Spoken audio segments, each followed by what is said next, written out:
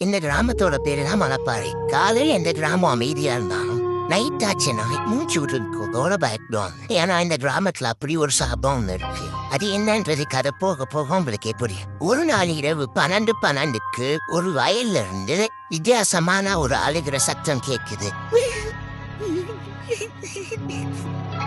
ஆனா அந்த சத்தம் கேட்கிற இடத்துல யாருமே இல்ல. இருந்தாலும் அந்த சத்தம் கேட்டுக்கிட்டே இருக்குது.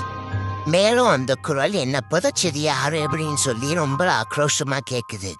மறுநாள் காலையில அதே வயலுக்கு வந்த அந்த விவசாயி வினோதமான முறையில இறந்து கிடந்தாரு. அவரோட கண்கள் எல்லாமே மண்ணால மூடப்பட்டு இருந்துச்சு. அதே இரவு ஒரு வீட்டோட வாசல்ல ஒரு வாசகம் ஒண்ணு மண்ணால் எழுதப்பட்டு இருந்துச்சு. அந்த வாசகம் என்னன்னா, முதல் கணக்கு முடிந்தது. இதோட மட்டும் நிறுத்தாம ஒவ்வொரு நாளும் ஒவ்வொரு இரவுலையும் ஒரு வீட்டுல மண்ணால ஒரு வார்த்தை எழுதப்பட்டுட்டே இருந்துச்சு. அது மட்டும் இல்லாம அந்த வார்த்தை எழுதின வீட்டுல மறுநாளே யாராவது ஒருத்தவங்க கொடூரமான முறையில மரணம் அடைகிறாங்க.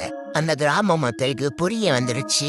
அவங்களுக்கு தெரிஞ்சு போச்சு, இது சாதாரண பேயோட வேலை கிடையாது, இது பழி வாங்க வந்திருக்கிற ஒரு ஆத்மான அவங்களுக்கு புரிஞ்சிருச்சு. அது இருக்காத பழி வாங்குது. அப்ப இந்த கிராம மக்கள் என்ன செஞ்சிருக்காங்க, இதுக்கப்புறம் என்ன நடக்க போகுது, இது எல்லாத்தையும் பாக்குறதுக்கு மறக்காம என்ன ஃபாலோ பண்ணிருந்தேன். பார்ட் 2 வீடியோல இதுக்கான எல்லா பதில்களையும் பார்க்க மறக்காம ஃபாலோ பண்ணிடுறேன்.